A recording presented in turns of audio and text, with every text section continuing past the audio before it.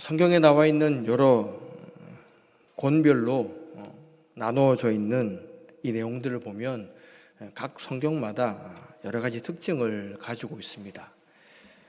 오늘 우리가 함께 읽은 이 에베소서가 가지고 있는 특징은 이 땅의 지상의 교회가 어떤 모습을 갖추고 있어야 되는가, 교회론에 대한 이야기들을 많이 담고 있는 성경이라고 할 수 있습니다. 그래서 온전한 교회, 그리고 하나된 교회, 하나님께서 보시기에 기뻐하실 만한, 칭찬받을 만한 교회가 어떤 모습을 갖춰야 하는가, 여기에 대해서 여러 가지 권면의 이야기들 사도 바울은 우리에게 보여주고 있습니다. 그 모든 교회를 향한 이 사도 바울의 권면의 말이 이제 6장에서 마무리가 되는데, 오늘 우리가 읽었던 10절에서 어떤 표현을 사용하고 있습니까? 끝으로, 앞서서 건강한 교회를 이루기 위한 여러 가지 이야기들이 사도 바울을 통해서 전해졌지만, 그 모든 것 가운데서도 가장 우리가 경계해야 될 것, 잊지 말아야 될 것이 있는데, 그것이 바로 우리가 읽었던 이 6장 10절에서 내용 가운데 포함이 되어 있습니다. 과연 우리가 이 땅을 살아갈 때 건강한 교회를 어떻게 만들어낼 수 있을지, 그런 관점에서 오늘 본문의 말씀을 함께 대하고 은혜를 받고자 합니다. 먼저 우리는 오늘 본문의 말씀을 통해서 우리 눈에 가장 많이 집요하게 보아야 될 단어가 있는데, 그것은 바로 12절에 우리의 씨름이라는 단어입니다. 이 씨름을 아주 과격하게는 전쟁이라고도 표현할 수 있고요. 그리고 우리가 주변에서 일어나는 여러 가지 그 시비나 분란으로 이어지는 싸움이란 단어로도 이 단어를 대체해서 우리가 적용을 해볼 수 있습니다. 우리가 이 땅을 살아갈 때 행하는 모든 역사들은 결국은 전쟁의 역사라고 할 수 있습니다. 누군가가 강해지면 약해진 상대를 대상으로 자신의 권력을 행사하려고 하고, 또 약한 소수의 민족이나 세력들은 여러 가지 어려운 환경 속에서 자신들이 끝까지 붙잡고 나가야 될 권리나 어떤 정신들을 사수해 나가기 위한 몸부림의 역사가 모든 인류의 역사라고 할 수 있습니다. 마찬가지로 성경에 나와 있는 모든 이야기들도 결국은 전쟁에 대한 이야기를 우리에게 보여주고 있습니다. 아담과 하와가 이 사탄의 간궤에 빠져서 에덴 동산에서 죄를 짓고 추방을 당하게 된 이후에도 결국 하나님께서는 이 뱀의 자손들과, 그리고 이 여자의 후손들이 결국은 서로 싸우게 될 것을 예언하면서 그 모든 성경의 내용들이 선과 악의 싸움으로 그렇게 진행되어감을 우리는 발견할 수가 있습니다. 분명 우리는 이 땅을 살아갈 때에 많은 어려움과 갈등 가운데 휩싸이게 되지만, 그 가운데서 우리는 분명히 잃지 말아야 될 것이 있습니다.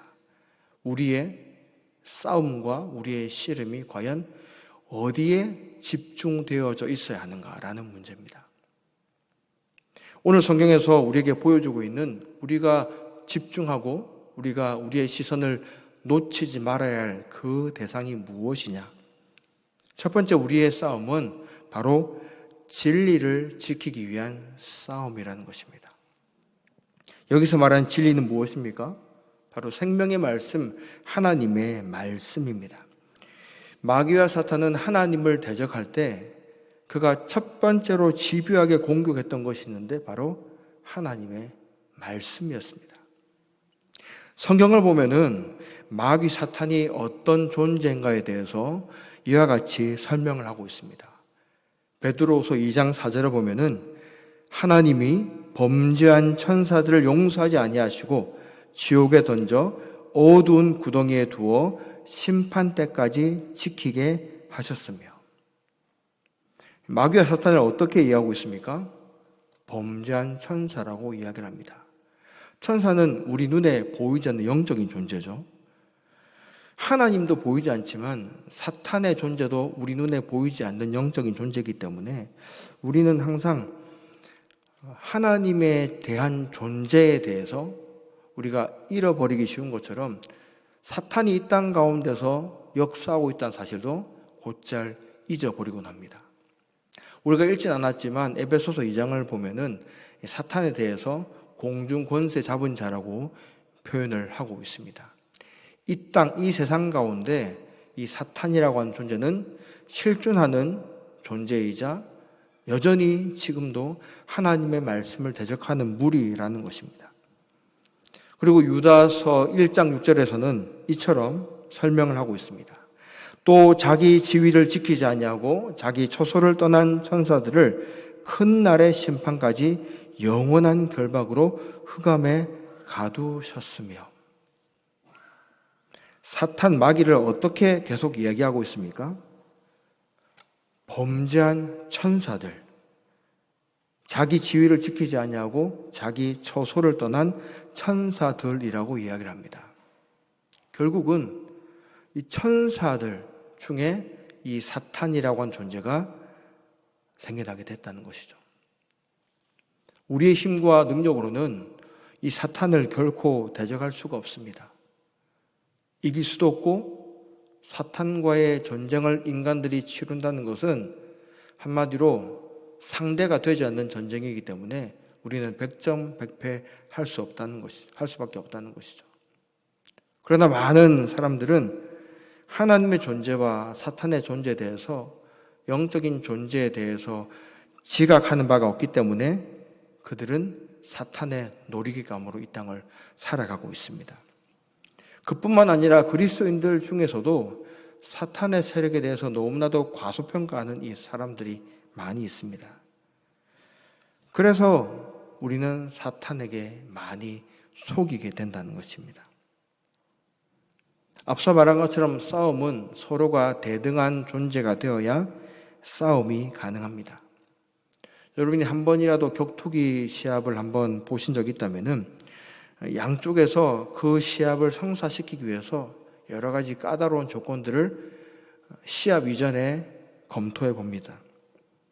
양 선수의 몸무게를 확인하고 상대방의 팔이나 다리의 길이가 얼마나 긴지, 또 저 선수의 장점이 무엇이고 가장 잘 사용하는 기술들은 어떤 것이 있는가, 저 선수의 지금까지의 전적은 어떠했는가, 어떻게 졌거나 어떻게 싸워 이겼는가, 이런 것들을 잘 살펴봐서 정말로 저 사람은 우리 팀의 이 선수와 싸울 만한 사람이다라고 평가가 내려지면은 결국 그 시합이 성사가 된다는 것입니다.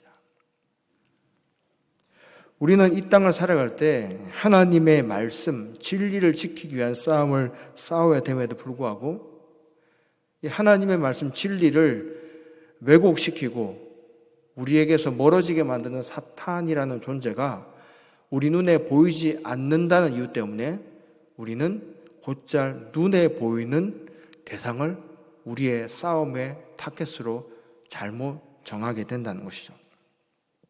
우리 눈에 가장 쉽게 보이는 대상이 누구이겠습니까? 사람이죠. 인간이란 존재가 우리 눈에 가장 쉽게 들어오기 때문에 사탄은 항상 우리의 싸움이 하나님의 진리를 지키기 위한 싸움이 아니라 사람을 상대한 싸움이라고 지금도 우리를 속이면서 공격한다는 것입니다. 어떤 때 우리 눈에 사람이라고 하는 대상이 크게 보이겠습니까? 우리가 주목해야 될 하나님의 말씀에서 벗어나는 순간 우리의 싸움은 혈과 육의 싸움으로 돌진하게 됩니다. 이럴 때 하나님께서 우리에게 주신 이 생명의 말씀이 어떤 역할을 하게 될까요? 사도행전 26장 18절을 보면은 그 눈을 뜨게 하여 어둠에서 빛으로 사탄의 권세에서 하나님께로 돌아오게 하고, 하나님의 말씀은 우리의 눈을 뜨게 해줍니다. 우리의 대상이 사람이나 이 세상이 아니라 하나님 앞에서 하나님을 공격하는 사탄의 세력임을 깨닫게 하고 결국은 모든 사람들이 하나님께 돌아오게 하는 역할을 이 생명의 말씀이 하고 있다는 것입니다. 골로새서 1장 13절에서는 또한 이와 같이 이야기합니다. 그가 우리를 흑암의 권세에서 건져내사 그의 사랑의 아들의 나라로 옮기셨으니, 우리를 하나님께로 시선을 다시 맞춰주고 사람이 아니라 사탄의 세력을 통해서 영적인 전쟁을 선포할 수 있는 능력을 허락해 주시는 분이 바로 하나님이심을 깨달으시기 바랍니다. 우리의 어두운 눈을 뜨게 하시고 하나님께로 인도해 주시는 진리의 말씀을 지키는 이 싸움에 집중할 때에 저와 여러분들이 하나님 안에서 진정으로 복을 경험하는 지혜로운 성도가 된다는 것을 반드시 기억하시기 바랍니다. 우리 믿음의 성도들이 싸우는 싸움은 또한 어떤 싸움입니까? 바로 믿음과 거룩을 지키기 위한 싸움입니다. 가장 앞서서 제가 진리를 지키기 위한 싸움이라고 얘기한 이유는 이 진리를 통해서 우리의 믿음이 옳은 믿음이 될 수도 있고 그릇된 믿음이 될 수도 있기 때문입니다. 만약에 우리가 믿는 진리의 내용이 잘못된 것이라면은 아무리 그 믿음이 돈독하고 열정적이고 특심이 있다 할지라도 그 믿음은 결국 잘못된 방향으로 변질될 수밖에 없다는 것이죠. 제가 젊은 청년들을 맡고 신방을 한창 뛰어다닐 때의 일입니다. 청년들의 신방 스케줄을 맞추다 보면은 워낙 들쑥날쑥한 청년들이기 때문에 갑작스럽게 저한테 이별을 통보해 오곤 합니다. 분명히 신방 시간인데 갑자기 못 나온다는 겁니다. 그래도 연락을 해주면 고맙죠. 어떤 친구들은 갑작스럽게 핸드폰이 꺼져 있습니다. 저를 적극적으로 거부하는 거죠. 이제 그럴 때면 제 나름대로 시간을 잘 짜가지고 이 친구 끝나면 저 친구 이렇게 딱 동선까지 맞춰놔서 타임테이블을 짜놨는데 중간에 이제 시간이 비는 때가 생깁니다. 그러면 다시 교회로 돌아가는 것도 어중간하니까 이제 근처에 서점에서 다음 신방 시간까지 기다리는 경우가 가끔 있었습니다. 한날에도 신방이 취소가 되어서 중간에 다른 곳으로 이동하기 어중간해서 서점으로 들어갔습니다. 이제 거기에는 사람들이 읽을 수 있도록 큰 탁자가 마련되어 있었고 코로나 시기 전이었기 때문에 많은 사람들이 오고 갔습니다. 이제 자리를 잡고 책을 펼쳤는데 제 맞은편에 여학생 3명이 아주 사이좋게 앉는 것이었습니다. 그리고 가방에서 무엇인가 주섬주섬 꺼냅니다. 이어폰을 귀에 꽂고 한 친구는 열심히 타이핑을 하고 또 한 친구는 정말 제가 봐도 눈이 아플 정도로 깨알같이 쓴 글씨를 보고는 열심히 필사를 하고 있습니다. 바로 맞은편에 앉아 있었으니까 그들의 대화 내용이 소곤소곤 하더라도 제 귀에 들렸습니다. 그 친구들은 바로 신천지에서 리더를 하고 있는 친구들이었습니다. 자기에게 주어진 과제가 이제 그 교주의 설교 테이프를 듣고 그것을 그대로 타이핑이 아니라 손으로 써서 제출하는, 그리고 그것을 달달달 외워야 되는 그런 과제였던 겁니다. 그 친구들이 얼마나 열정적으로 하는지 어떤 친구는 너무너무 열심히 하다가 침까지 흘리면서 졸더라고요. 사실 여학생이 침까지 흘리면서 조는 게 쉽지 않거든요. 근데 그런 친구를 보면서 참 마음이 안타까웠습니다. 이들의 문제가 무엇이겠습니까? 그들이 가지고 있는 믿음의 자세는 그 누구보다도 열정적이고 헌신적이었습니다. 그러나 그들이 믿고 있는 내용들이 진리가 아닌 거짓, 썩어질 것으로 가득 찬 것들이었기 때문에 그들의 믿음은 온전한 믿음이 될 수 없었던 것입니다. 우리의 싸움이 진리를 지키는 싸움인 이유는 이 진리의 말씀이 하나님께로부터 온 말씀이기 때문입니다. 그리고 하나님께로부터 주어진 진리의 말씀을 우리가 온전한 믿음으로 받고 바르게 반응하는 것이 바로 우리의 믿음이라는 것인데, 그 믿음을 사탄은 또한 우리들 향해서 공격한다는 것입니다. 말씀을 우리가 지켜냈다면은 이제는 그 말씀대로 우리가 믿어 그대로 행하는 삶을 끝까지 사수해 나가야 된다는 것이죠. 그리고 이 믿음이 더욱더 빛나게 만들어주는 것이 바로 거룩이라는 것입니다. 거룩은 하나님의 말씀을 더욱더 광채나게, 마치 우리가 차에다가 광을 내는 것처럼 광택을 나게 하는 것이 이 거룩이라고 할 수 있습니다. 아무리 믿음을 가지고 있다 할지라도 그 믿음 가운데 거룩이라고 하는 능력이 퇴색되어지면은 마치 안개가 끼어서 더 이상 벗겨지지 않는 거울처럼 그렇게 투명할 수가 없다는 것이죠. 사탄은 지금도 택한 백성들조차도 그들의 수하로 유혹하기 위해서 끊임없이 공격하고 있습니다. 하나님께서 의로운 자라고 칭찬하셨던 욥을 그렇게 공격했고, 하나님 마음에 합한 자라고 했던 다윗을 그렇게 집요하게 공격했습니다. 결국 다윗은 어땠습니까? 그가 하나님을 믿고 하나님을 의지했던 그 믿음이 있었음에도 불구하고 그가 대낮에 우리의 아내 밧세바가 목욕하는 장면을 보고 그것을 계속 생각하면서 결국은 그의 악한 생각들이 사망으로 이끄는 죄악으로 연결되지 않았습니까?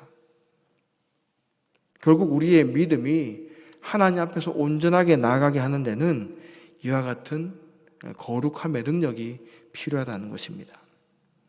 왜 우리가 이처럼 믿음을 지키는 것이 힘들겠습니까? 고린도서 4장 4절에서는 이와 같이 말하고 있습니다. 그중에 이 세상의 신이 믿지 아니하는 자들의 마음을 혼미하게 하여 그리스도의 영광의 복음의 광채가 비치지 못하게 함이니 그리스도는 하나님의 형상이니라. 우리가 누군가에게 복음을 전하고 또 우리가 믿고 있는 믿음을 지켜나가는 것이 힘든 이유는 이 세상의 신, 바로 사탄과 마귀가 끊임없이 우리들의 마음을 혼미하게 흐트려 놓는다는 것입니다. 왜 혼미하게 만듭니까?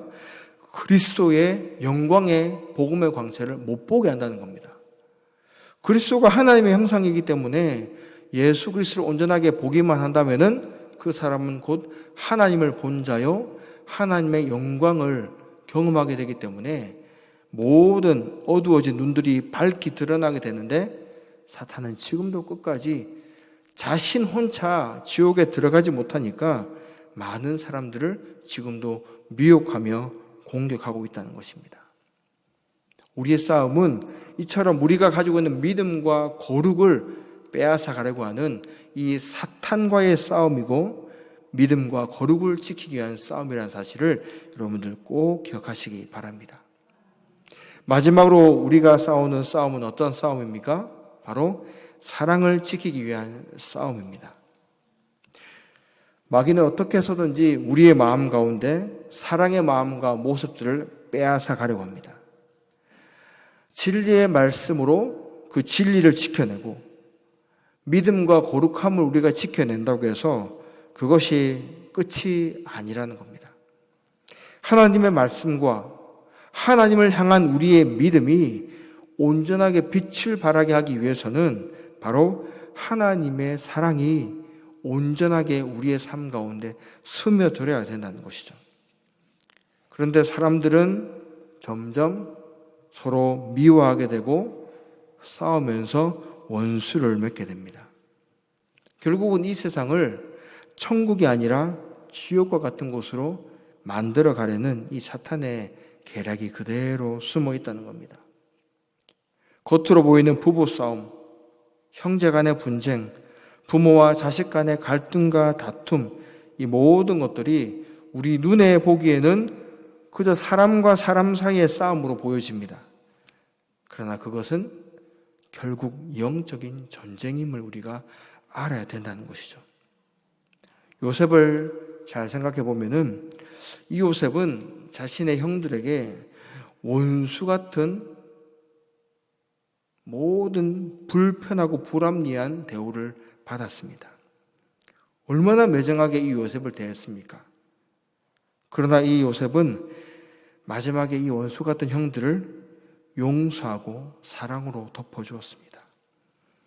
얼마든지 요셉은 자기가 가지고 있는 권력과 힘과 능력을 가지고 자기를 아프게 하고 고통스러운 시간을 보내게 만든 형들을 향하여서 무례하게 또는 아주 가혹하게 복수를 할 수 있었음에도 불구하고 요셉은 그렇게 하지 않았던 거죠. 어떻게 이것이 가능했겠습니까? 요셉이 하나님의 사랑을 깨달은 인생이었기 때문입니다. 요셉의 인생이 너무나도 비참하지 않았습니까? 누명을 쓰고 감옥에 들어가고 감옥 속에서도 겨우겨우 자신의 이름을 얘기하고 누명을 벗고자 했지만 또 감옥 속에서도 2년 동안이나 자신의 억울함이 묻히게 되었습니다. 그런데 이 요셉은 그 가운데서도 자신이 싸워야 될 그 싸움, 집중해야 될 것이 바로 사람이 아니라는 것을 깨달았다는 겁니다.